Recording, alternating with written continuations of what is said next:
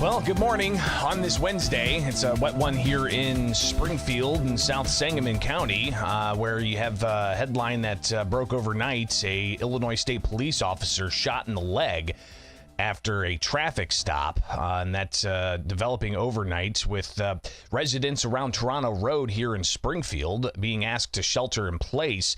And if you follow me on X, formerly known as Twitter, you'll be able to see the updates that were provided in that breaking story overnight, where you got Illinois State Police investigating that trooper being shot about 11:45 last night, South Springfield, which is a Toronto Road area. The individual, the suspect who fled the scene, actually is now named as 37-year-old Cristobal Santana, suspect in the Chicago homicide on an Illinois State Police trooper being struck in the leg after Santana fled. They got a search and found him and arrested him close to 2 o'clock this morning. So Illinois State Police giving that update after details were provided by Springfield Police earlier this morning. So obviously that's a story that's developing. We'll hear a lot more about that, but we've got tons to tackle here with Bishop on Air. And you, of course, can follow along anywhere. Just search Bishop on Air, and coming back, we'll review the latest statistics from Illinois State Police when it comes to gun registration. So that's next, right here with Bishop on Air. Hey.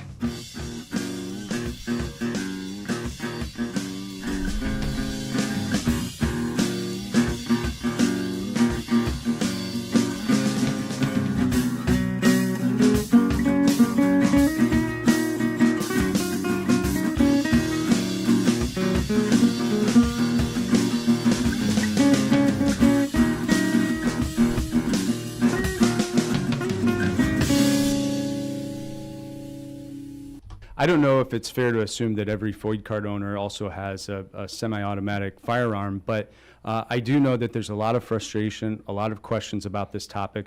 I hope we can provide further clarification. But again, this is not going to be something that makes the state of Illinois more safe, in my opinion, and we continue to erode upon the rights of law-abiding gun owners and do everything that we can to be beneficial and giving benefits of the doubt to people that are committing truly awful crimes and making the state of Illinois less safe. So that's State Representative Ryan Spain yesterday with Republicans during the first day of fall veto session at the Illinois State House, reacting to the January 1st deadline for people to register their firearms with state police if they fit the category of what lawmakers defined as assault weapons. And if they don't register with Illinois State Police by January 1st, they could face criminal penalties. Well, we've been updating you every week as those new numbers get reported by Illinois State Police. And now week 3, you've got the latest statistics showing that about 0.08% of firearm owner ID card holders in Illinois have actually registered their firearms. Let's take a look at the latest stats there.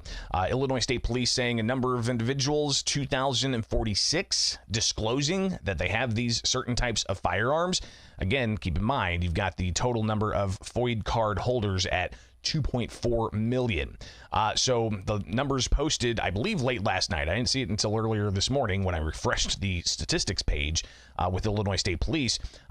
They say now 2,046. If you recall, the first week, it was like 1,050 when the registry opened up October 1st. 1,050, 1050 of 2.4 million FOID card holders granted.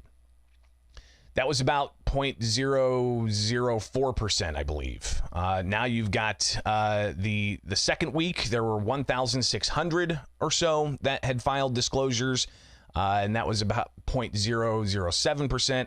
But now you have 2,046 individuals filing those disclosures. And that's a percentage that's pretty low, and I think I calculated that earlier this morning when I put it together. It's actually 0.08%. So it was 0.04% for the first week. It was 0.07% for the second week, and now it's 0.08% for week 3. So those numbers being reported by Illinois State Police, obviously not everybody who has a firearm owner identification card is going to have a semi-automatic firearm, but indication is some firearm owner ID card holders registering have multiple, and that's just evidenced by the numbers. Again, 2,046 individuals disclosing. A total number of firearms disclosed, 3,880. What's interesting is you get into the accessories and the ammunition disclosures, and there may be some questions as to what exactly is an accessory. Now, we do have Illinois State Police. They're set to have a public hearing in Springfield early next month. We'll talk a lot more about that coming up. We'll definitely be covering that and be on the ground in Springfield when they hold that public hearing. But clearly, you've got concerns about the definitions of these things. Something else, too, and I'd love to hear from you. Comment below if you have received any official documentation, any official note in the mail from Illinois State Police outlining this registration requirement. Have you, yes or no, comment below, received any official mail from Illinois State Police spelling out that if you don't register your firearm owner identification card number with a banned semi-automatic firearm, that you could face criminal penalties? Have you received any type of note like that? Would love to hear from you. Again, you can comment below here on YouTube, or if you're following along on Twitter, you can do that as well. Just search Bishop on Air.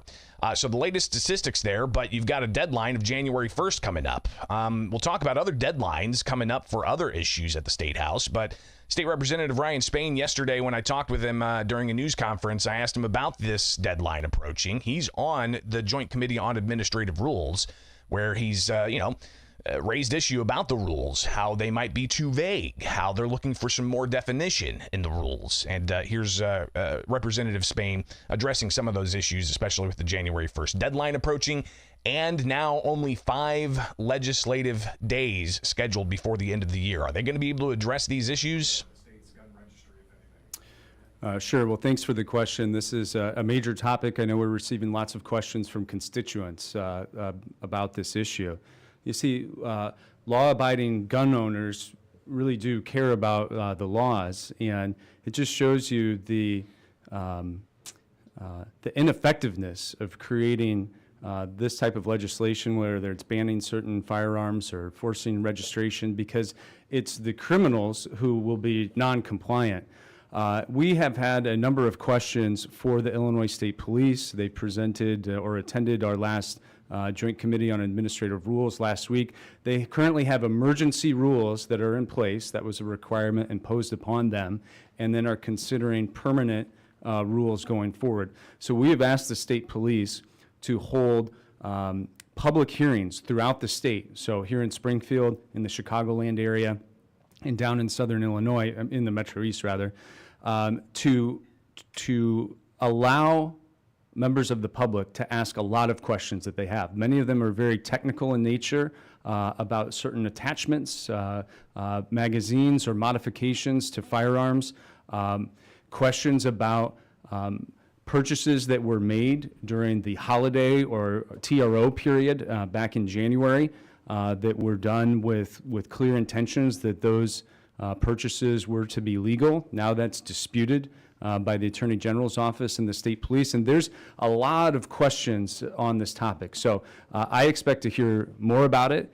We have a JCAR meeting scheduled for the first day of veto session in 2 weeks, so 2 weeks from now in November. So we will hear a report from the Illinois State Police about the questions that we have already submitted as a committee, and the new questions that come forward from advocacy groups and individual citizens that just say, boy, there are a lot of issues with this legislation that was passed. Again, legislation passed in a rush under lame duck circumstances delivers these type of results. Major issues with their implementation. So clearly you've got questions still about how exactly this is going to be implemented. And he said that, there's law-abiding citizens in Illinois that want to comply with the law, but some have already indicated that they aren't going to comply. Does that mean that they're going to move their firearms outside of state? Somebody on Twitter this morning said that there's like 80% of Illinoisans who live close to the state border. Could they just transfer their firearms out of state.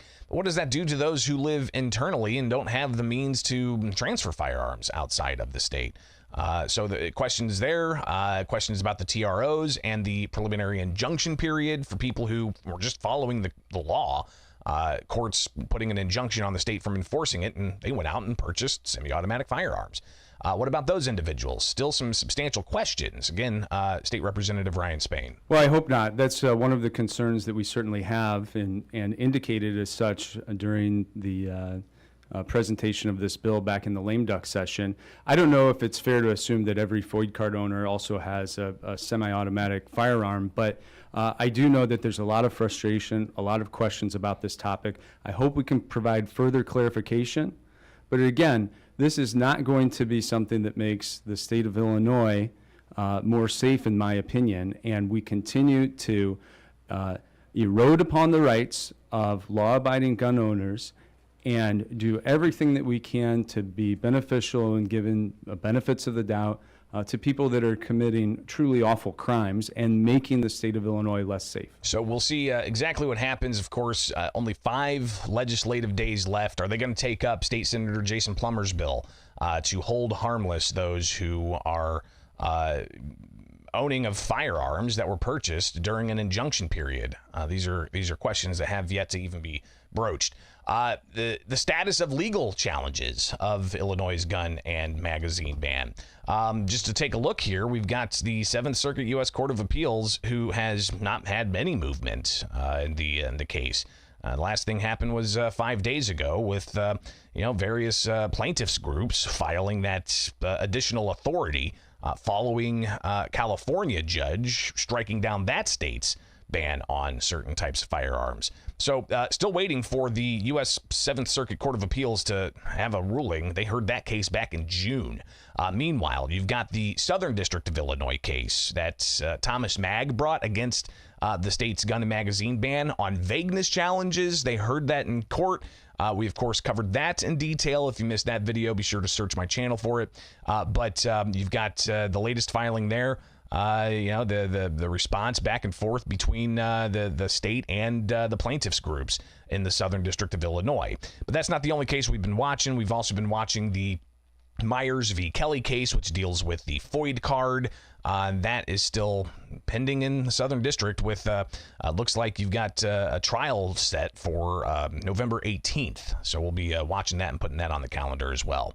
So a lot of different court cases still pending, still playing out while the January 1st deadline approaches for some kind of registration, or if you don't register and you're found out of compliance, you could face a Class A misdemeanor for the first offense and a Class 3 felony for a second or subsequent offense. So we'll definitely be monitoring all of that and updating you each and every morning here. I'm Greg Bishop. Thanks for hanging out. And comment below. Again, I want to know if you have received or haven't received a letter from Illinois State Police. I'm going to ask them if they intend to send those letters out, but we'll obviously be updating you on that and whether or not they're going to send letters out notifying firearms owners that they have to register their semi-automatic weapons, and maybe they'll have definitions. What's an attachment? Which weapon are you talking about? So we'll see if that ultimately happens. So be sure to like and subscribe. Follow me anywhere. Just search Bishop on Air.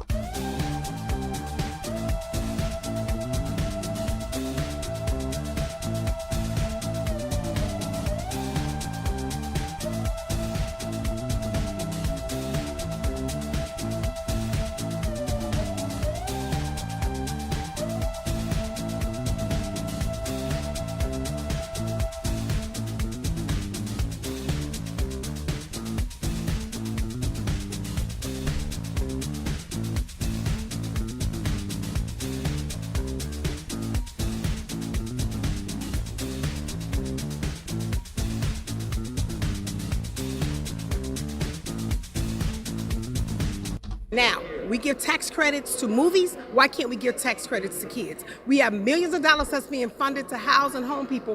Why can't we not keep the doors of education open?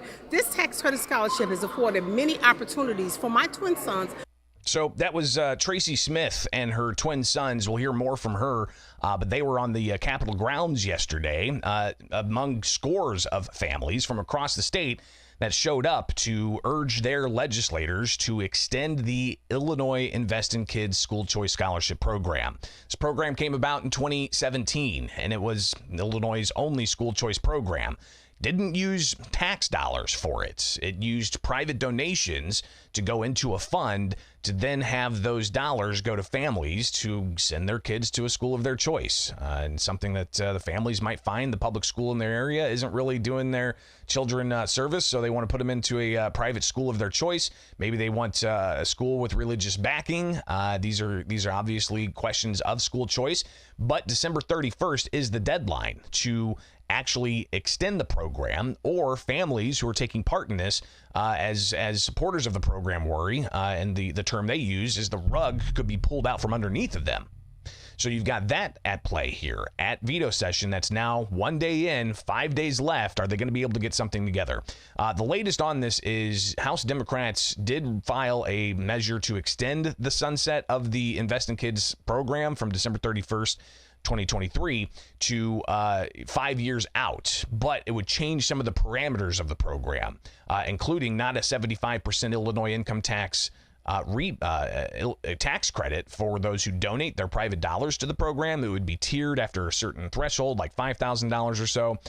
So there's concerns that there's efforts to try to chip away at this, and those who don't support this are the public school unions, and they've been pretty adamant about pushing back against this program, claiming that it takes tax dollars away from public schools, but also a variety of other arguments saying that it's only benefiting white families predominantly, or that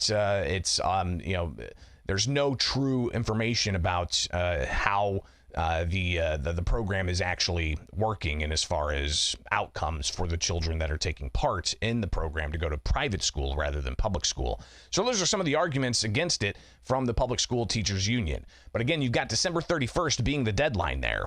And here we are, 1 day of fall veto session in, and a major issue that House Democrats focused on. They only moved one bill yesterday, and that was a measure to allow state house staffers to unionize. Here's House Speaker Emanuel Chris Welch talking about that issue of allowing for state house staffers to unionize. That was a priority enough for that being the only measure that advanced on Tuesday, and really the only open discussions that were had yesterday in a House Executive Committee. Here is House Speaker Chris Welch.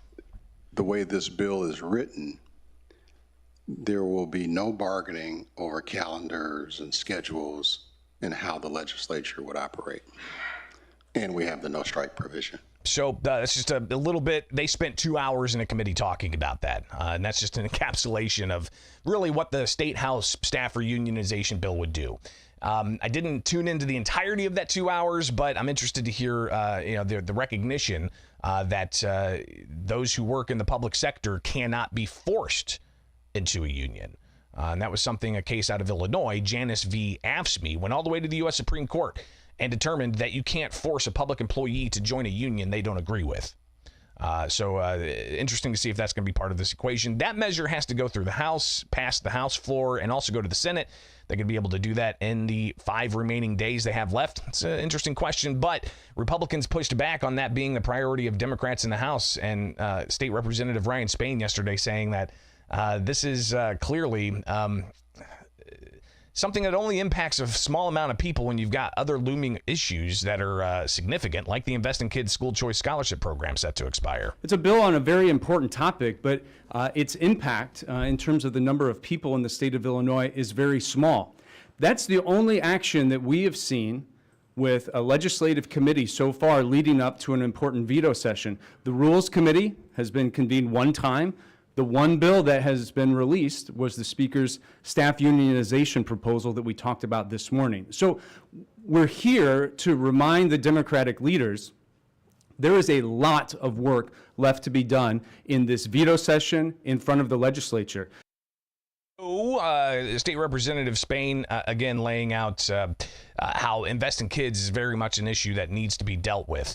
You have the question being raised to Democratic senators. State Senator Robert Martwick held a news conference yesterday talking about schools, but in particular, he wants to have what is soon to be a newly constituted elected Chicago school board. He wants to make sure that those who are elected get paid to be on the school board. Across the state, school board members do not get paid, but he's wanting them to be paid in Chicago, especially after 100 years or so of not having an elected school board in the city of Chicago. State Representative Martwick was able to get that done a couple of years ago. They're setting up the maps. They're getting ready to do that. And he was asked about, well, what about the school choice scholarship program, Invest in Kids? Here's State Representative Martwick. It's not what this press conference is about, so obviously the discussions are ongoing for that, but we'll address that issue when and if it comes to a vote. And we're expecting it to at least be part of some discussions moving forward. But again, this is just one element of many for fall veto session that they have to deal with. We've talked about the nuclear moratorium. That clearly is going to be dealt with. We are going to hear today a little bit about high transmission lines and rights of first refusal for Ameren and so on. But House Minority Leader Tony McCombie laid out a variety of other deadlines approaching that need to be focused on, and that January 1st being the deadline. And in particular, she talks about a measure requiring paid leave for employers throughout the state. Private employers throughout the state. Here's State Representative McCombie. Paid time off. Paid time off comes into effect January 1 of 2024. As it was written, there was many unintended, I would like to think, unintended consequences on that bill that we need to have addressed. And the sponsor of the bill said that there would be a trailer bill, so we need to have that over veto as well. There will be significant consequences for small businesses, not-for-profit organizations, and local governments across the board. So clearly that's an issue Republicans want to make sure gets addressed. Will it be addressed before the end of fall veto session, which, again, those are the only days left this calendar year before January 1st comes around? You've got 2 more days this week, today and tomorrow, and then 3 days scheduled starting November 7th.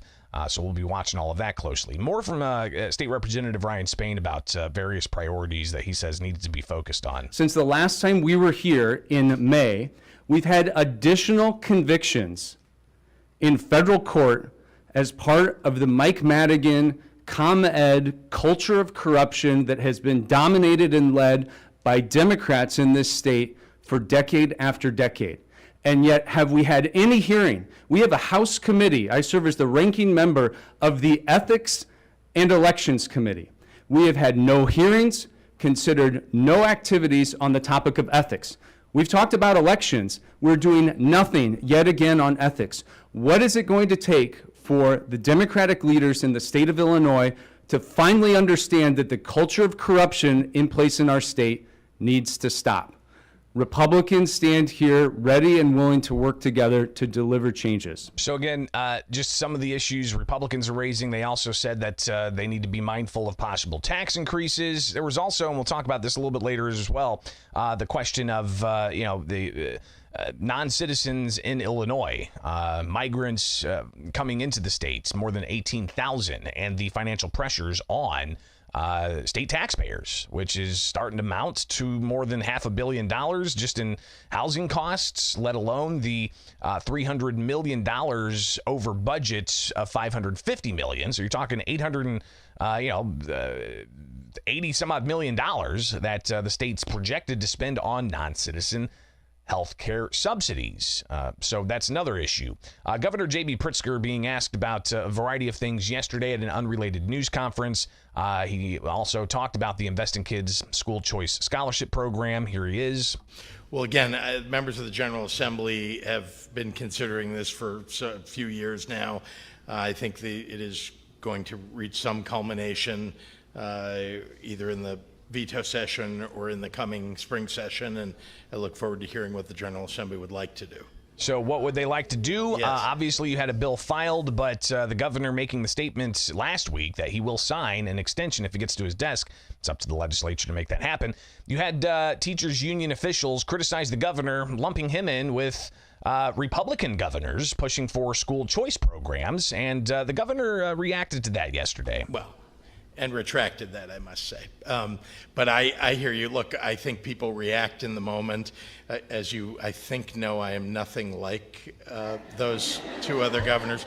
But, you know, people react in the moment as they do, and I forgive. But the truth is that this is something that's going to, go through the General Assembly. All I was pointing out was that the General Assembly needs to act first. And he did say that he would sign an extension, so we'll see what happens there. But the costs and the impact and how it's really affecting families.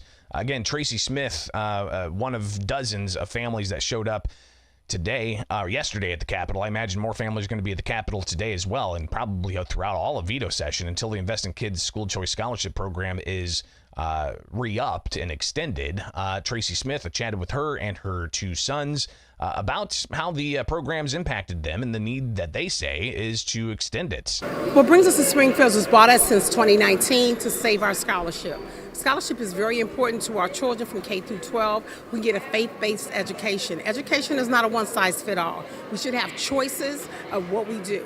There's been a lot of myths that has gone out concerning the tax credit scholarship, and to be honest, 75% of what people donate. It's not coming from state funds or anything else. They get a tax credit back on their Illinois tax returns. Now, we give tax credits to movies. Why can't we give tax credits to kids? We have millions of dollars that's being funded to house and home people. Why can't we not keep the doors of education open? This tax credit scholarship has afforded many opportunities for my twin sons that are standing to my left and my right. Christopher and Alexander, who were just recently inducted into the National Honor Society. They have been recipients, and I will let them speak for themselves. All right, so I guess how long have you guys been part of the program? And then tell me your names before you talk about how it's benefited you guys. My name is Christopher Smith, Kristopher Smith, and I am a junior at Marist High School. We have been a part of the tax credit scholarship since 6th grade, 5th grade, and we've been coming down to Springfield for many years to come and advocate with our legislators about keeping the scholarship extended. It's been impactful for my brother and I because we're involved in the Boy Scouts of America. We're currently Life Scouts going for our Eagle Scout rank. We're involved in the Push Oratorical program. We're involved with our church's parish council and the altar service ministry. And not to mention, as just mentioned, we're inducted into the National Honor Society. And hello, my name is Alexander Smith, Alexander Smith. This tax credit scholarship has been impactful because since 6th grade, my brother and I were able to do tap dance, jazz band, where we learned how to play the flute, which carried on into Marist High School, which we actually played in the band for 2 years. We went to Ireland, and we also got the chance to travel to Dubai. So currently I do fencing, and I'm about to join the chess club. My brother Christopher Smith did mock trial. So the scholarship has been really beneficial to our lives because it's opened the doors of just opportunity for my brother and I to really flourish in our abilities as young men. talk about, I guess, what your peers might be missing out on. What they might be missing out on, well, also my children received a Daniel Murphy Scholarship, which is actually academic based. The difference with the tax credit scholarship is based on financial need. So everybody's not going to be an A+ student, but that doesn't mean that they don't do stellar results in our community. And this is what we need. The doors open to make sure everyone has choices in education. We need to choose kids and not politics. So I've talked with a lot of families over the past year who are pushing to extend this program, and it's one after the other saying that they've been given opportunities with this program, the likes of none other. And it's something I think you're going to hear a lot more about in the remaining 5 days of fall legislative veto session at the Illinois State House. So we'll be there on the ground and bring you the latest there. One thing I did want to touch on, and we'll have to revisit some of the other issues, like this issue from State Representative Noreen Hammond, who brought it up yesterday as a priority for Republicans. Yesterday, we filed House Bill 4187 to repeal the Illinois Trust Act and end our status as a sanctuary state for undocumented immigrants. The Trust Act prohibits local law enforcement in Illinois from participating in immigration enforcement. Our legislation would allow law enforcement agencies to once again cooperate with the federal immigration authorities. The time has come to end Illinois' status as a sanctuary state. And Hammond talked about the cost to taxpayers and the health care and the housing, but you've also got the impact on public schools, especially in Chicago. I asked State Representative Cam Buckner about that yesterday. So I'll say this. I know that in the most recent data we've gotten, CPS's numbers are increasing for the first time in a while. We saw a dip for a long time, and many of us have tried to do the work to figure out how we maintain a steady CPS population and find a way to grow it, right? I think the issue of asylum seekers and migrants in the city of Chicago, these young people need somewhere to go to school, and we have welcoming schools across the city. As I said, my sister's a principal on the west side in Austin, and I know they've welcomed a number of new families into their school community as well. I do think, aside from the other kind of policy implications of what is happening with federal immigration policy and whatnot, we know that those numbers will probably continue to grow in Chicago. We've got to make sure that we have a safe haven for these young people to go to school in and to learn and to grow, right? And so I'm sure, I haven't had this conversation with CPS and CPS brass, but I'm sure that there is a plan on how to welcome them and what to do as numbers increase. So again, just some of the sentiments there and how the migrant population is impacting areas outside of healthcare and housing, but also education.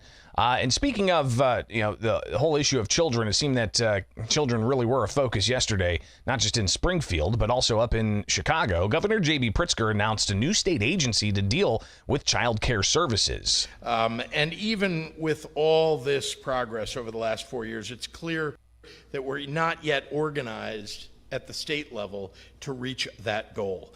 Our state-funded early childhood programs are operating separately in 3 different state agencies. For example, early childhood block grants are managed by ISB. Early intervention and home visiting are managed by DHS. And daycare licensing is managed by DCFS. That makes it so much harder for providers and parents to navigate our programs. Our Early Childhood Funding Commission got together and recommended that we consolidate early childhood programs into one state agency. And today, that's exactly what I'm proposing that we do. So how's that going to play out? The governor addressed the timeline of it, but House Minority Leader Tony McCombie was asked about it yesterday. So we're just going to shift the work away from other agencies and start another agency without changing any processes? Is that the intent? It's okay to shift away some of the work from the other agencies that maybe are bogged down, or it doesn't make sense for that piece for those other agencies, and you do combine it into one. But if you're just going to do it the same way, I don't know if it's necessarily going to overall fix the issues. But I'm certainly open to this idea, and like Leader Spain said, I mean, this has been something that they just argued about at JCAR, was that last week. It would have been nice. I mean, this didn't happen today. They probably knew about this last week at JCAR. It would have been nice to have a conversation with Senator Cunningham and Representative Spain on just these issues. So how's this going to play out? The governor gave a little bit of an idea of a timeline and saying that there's some hearings that have to happen and things that have to work out, and it's not going to be during veto session. No, this is going to take a little longer than just veto session. Don't worry. This is going to take longer than that. We're going to have hearings. What we want to make sure we're doing is doing this in a way that is not only make sure we're preserving but also improving services as they're delivered. That's number one. Number two, this is, as you know, when you have pieces of agencies that you'd like to bring together, we want to make sure that's done in a way that's, cost effective, and also in a way that will allow the agencies that will remain, right? I mean, if you take something out of one agency, that there won't be left, with a big hole in the middle. So you want to make sure that the agencies from which you're taking certain pieces and putting them together into an early childhood agency are still strong in their own right. So again, the governor talking about how there's going to be hearings and getting this new state agency he's announcing for child care services to be set up. So that's just, listen, that's a small sample of what they did yesterday, not just in Springfield, but up in Chicago. Today is day 2 of fall veto session. We'll obviously be on the ground and watch what happens, but there's not even a House committee scheduled this morning. Are they going to announce them when they go into session midday? Then go in the afternoon and hold committee hearings? We'll see. But even in the Senate, they didn't really advance too much except for a few administrative agency appointments. So we saw that happen in the Senate. So a lot that's still to transpire, and we'll bring you the latest, of course, tomorrow morning here with Bishop on Air. Be sure to follow me anywhere, all right, on X, formerly known as Twitter. Like and subscribe here on YouTube to get the latest. Find me on Facebook, and you can follow along that way. We got the Council Roundup coming your way next.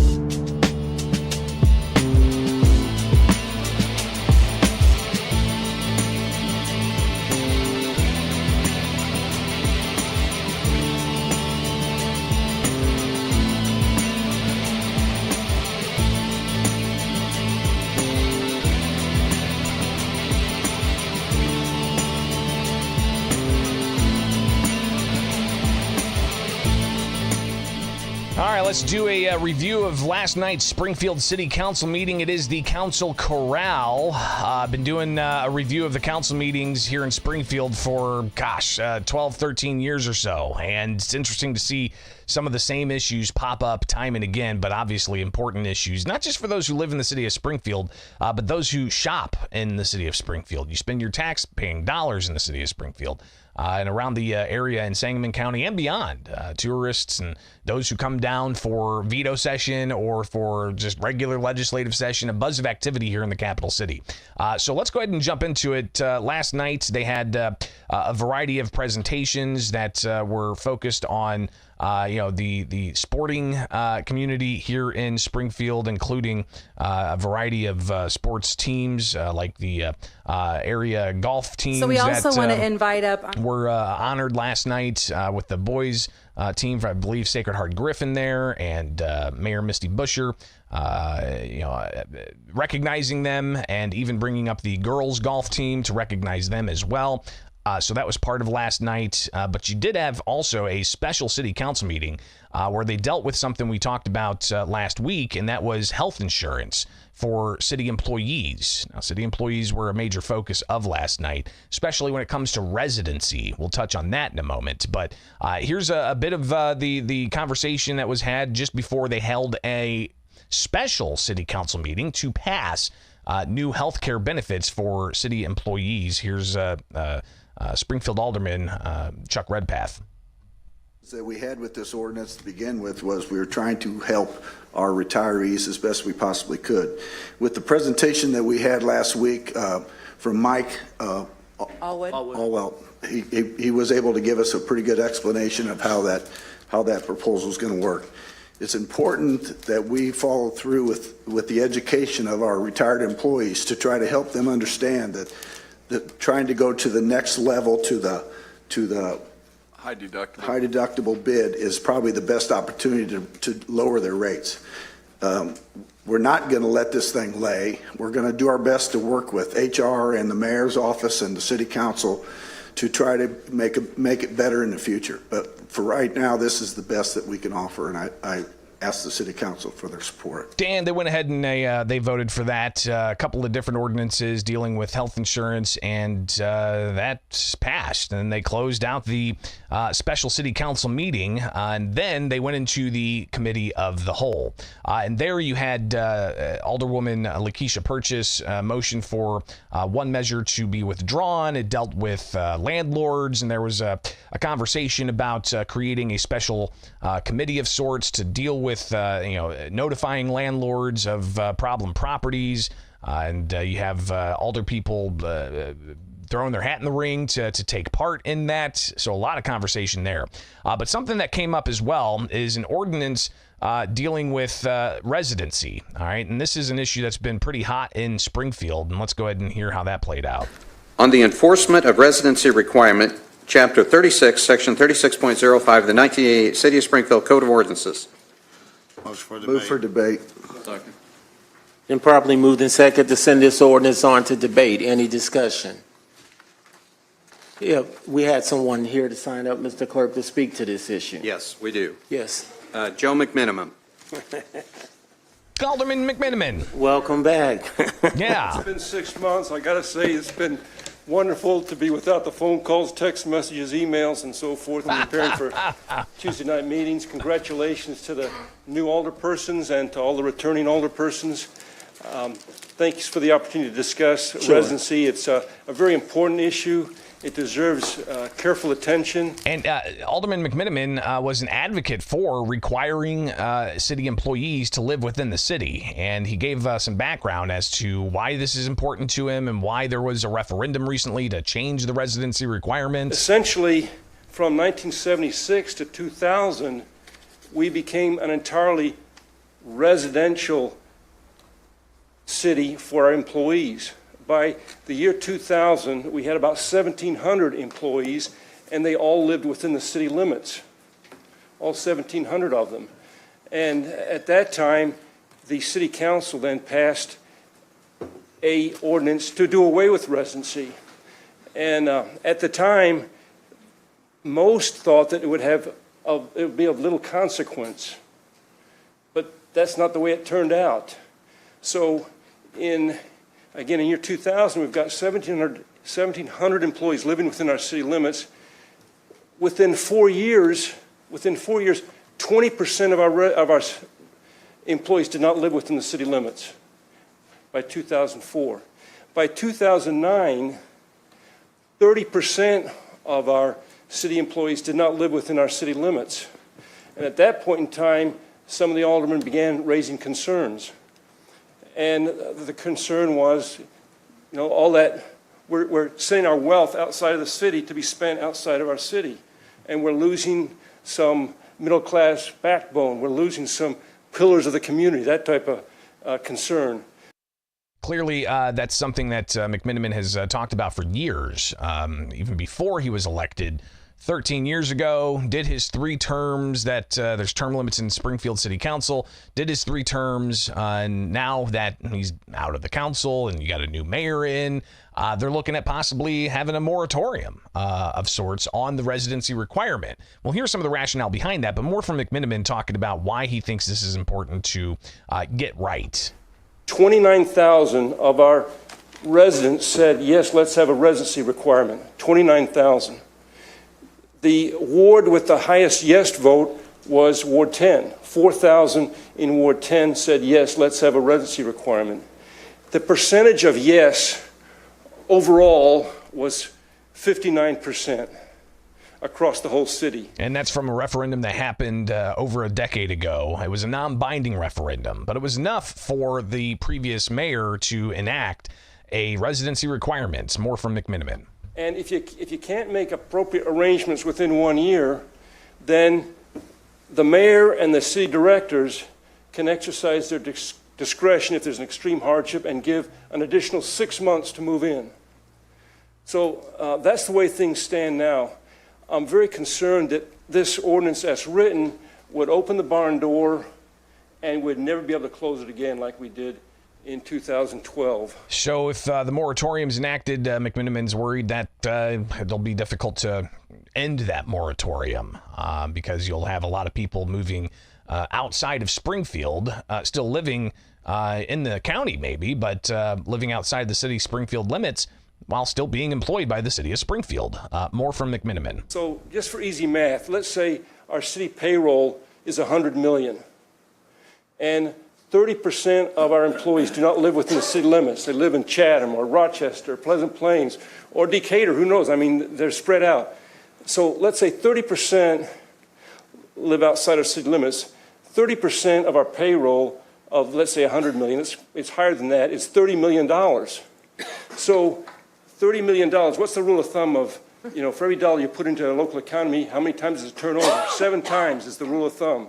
So that $30 million goes outside our city limits and gets turned over. It turns over 3 times, let's say. That's $90 million of spending outside of our city limits. It has a very significant impact on our sales tax because that's spending that's taking place outside that does not generate sales tax for our city government expenses. I think, though, many can argue, I don't live in Springfield, but last night I spent a whole bunch of money in Springfield. Picked up some pizzas for myself and some coworkers, got gas, went to a hardware store, picked up some things after work, all within the city of Springfield limits. Again, I don't live in Springfield. I live in South Sangamon County, so a lot of my tax dollars, though, going to sales taxes that the city of Springfield benefits from. So this conversation obviously coming back again, and it's an ordinance that would put a moratorium on. We'll cover this with the council, Corral, Bishop on air, but here's some of the discussion from last night. Expect a lot more. They're off next week, but you got the following week that they'll be back at it and taking this up for possible final passage. Here's Alderman Roy Williams Jr. I'll just say this is going on debate, and actually we got a couple of weeks instead of 1 week because we're not here next week. So, we got a minute before we bring this back up for final passage. And you can imagine that's going to lead to a lot of internal conversations and even constituents reaching out to alder people sharing their thoughts. But Alderman Hanauer, he laid out some of the rationale as to why to put a moratorium on the residency requirements in Springfield. We are losing linemen like crazy. We've got a large group that are retiring, that will be retiring. And when they get hired, they go through school, they got their choice. They can go to Ameren where they can live wherever they want. All they got to do is when it's time to show up, they got to be on time, or if there's an emergency, they got to be there within a certain period of time. Here, you have to live in the city. This past year, from what I understand, we've had 25 housing starts, and that's with residency. 25. Think about that. 25 housing starts. Realtors, you hear all the time, there's not enough houses for people to buy. I understand, but one of the things that was brought up in the past was that somebody moves in, they're paying property tax. Every property in this city pays property tax unless they become delinquent. Everyone. So when I found out that we have we're going to have a hard time having linemen. And we know from the past storm how important they were. But they're gonna be at other places where they don't have to. They're not confined to where they live. And that's the same thing for police and for fire. Alderman Sean Gregory raising issue, saying that he understands that, but there's people who do want to work in Springfield. Something about people who work in the city of Springfield, live in the city of Springfield. Taking pride in the city in which they're from. Not only that, but community policing and on and on and on. The things that we have grown prideful for in our community. I think those things are very, very important, and we can't lose sight of those things. But as Alderman Williams said, I'm going to keep an open mind. I can't support a moratorium with no date or how long we're going to do it and things. However, I do think that, if it's linemen that we're having problems with and things, then we need to work on getting some people from Springfield. Electricity is a different game, man. So obviously some continued conversations expected with the question of how are they going to attract certain people to work high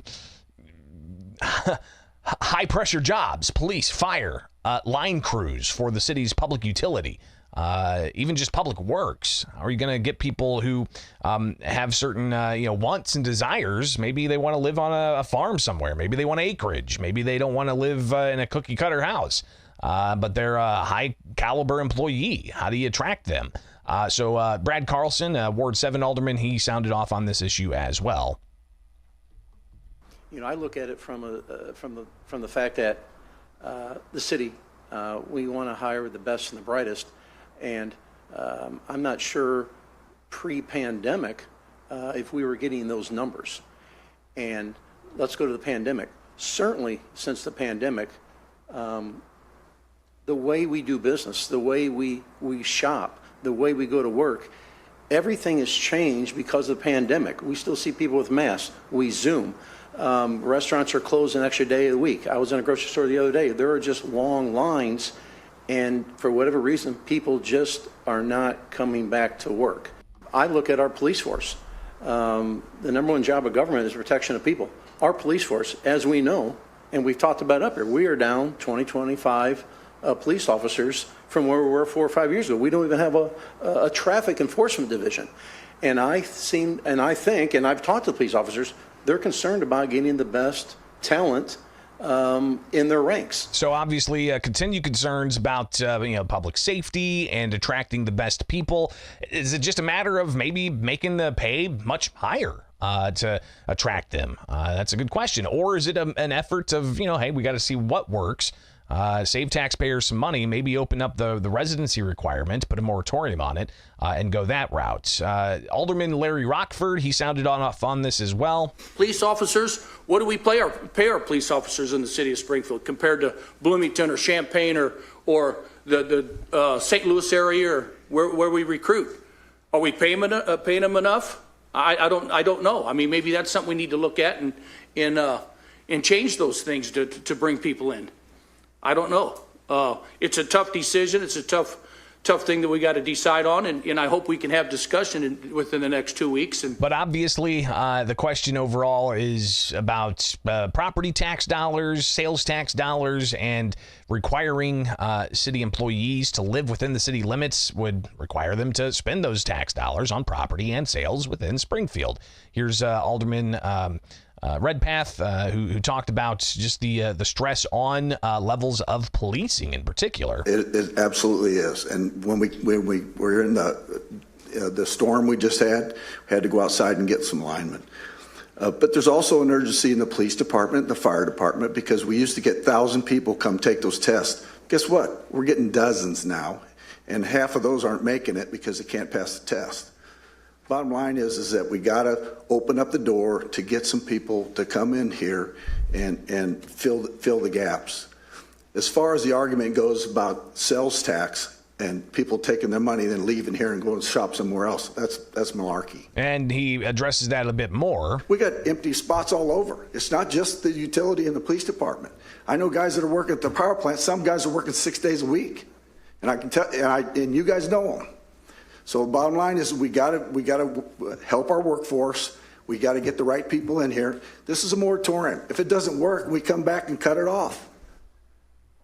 We don't want to do, the bottom line is we want people to come to Springfield. They're not building houses here. People are, if they leave here, there's still going to be property tax paid there unless the house is going to get torn down. That property tax isn't going anywhere. People buy it, the other people are going to buy the house. If the houses are being condemned and torn down, yeah, that's a different story. But right now, sales tax is supplementing our pensions because we don't make enough off our property tax to pay for the pensions. So clearly questions about just city financing in general, and the pension issue is another show entirely. We'll have to talk about that. But just a few more comments here from the council meeting last night, Committee of the Whole. Again, it's the Council Corral. I'm Greg Bishop, and be sure to like and subscribe if you want more of this. Just follow me anywhere, Bishop on Air. But Springfield Alderwoman Erin Conley wanted to make sure people know Springfield's a great place to live. And I think we need to make sure that just because we're talking about this possible moratorium, people aren't going to all stop moving to Springfield to work here. This is a great place to live. We have decent housing prices. We've got access to, easy access to quality health care. We've got good shopping here. I do most of my shopping is in the city of Springfield. I will go somewhere else for some things, usually when I'm on vacation. But, we need to be looking at the fact that this is a city that we are selling. Now, if it's difficult to get someone who lives in Pawnee or Auburn to move their house, but they're the best employee for us, are we doing our city and our residents a service by denying them the best applicable candidate? I don't know if that's right. I've got an open mind on this. We've got 2 weeks until we hear this issue in debate and before a full council meeting. And I fully expect people to reach out and talk to us about their thoughts, their questions, their concerns about this issue. But I really want to make sure that we, as elected representatives of this city, aren't talking about this as a we're going to force you to be here. This is a pleasure to be in this city. We've got great parks, we've got strong schools. We can attract people, and I just want to make sure that we keep that level of dialogue going, because this is a great city. So we'll have more debate about this. No council corral next week. All right, they're not meeting next week. What is it, Halloween? By the way, somebody asked on a previous video if I'm going to be wearing a costume for Halloween. I don't know. I haven't even thought about that. I forgot to put on my rodeo shirt that Megan got me today for the council corral, but what are you going to do? I would have had to have done a costume change. But maybe I'll change costume whenever October 31st comes around. That, again, no council meeting next week. That's all I got for you today. I got to get out of here and head out to the Illinois State Capitol. Have a great rest of your Wednesday. Be sure to like and subscribe and, make it happen, all right? Enjoy everybody tuning in and letting me know how you're doing. And also all the suggestions out there for the program and some audio suggestions, working on that. Listen, I'm an engineer by hobby. I'm just putting all this together myself. So if you saw the setup, that I have here, there's a lot going on, but we'll clearly, do what we can to make it as beneficial for you as possible. Have a great day. We'll see you back here tomorrow, about 7:30. I think that's when we're doing the live thing. So have yourself a great Wednesday. Like, subscribe, and we'll see you next time.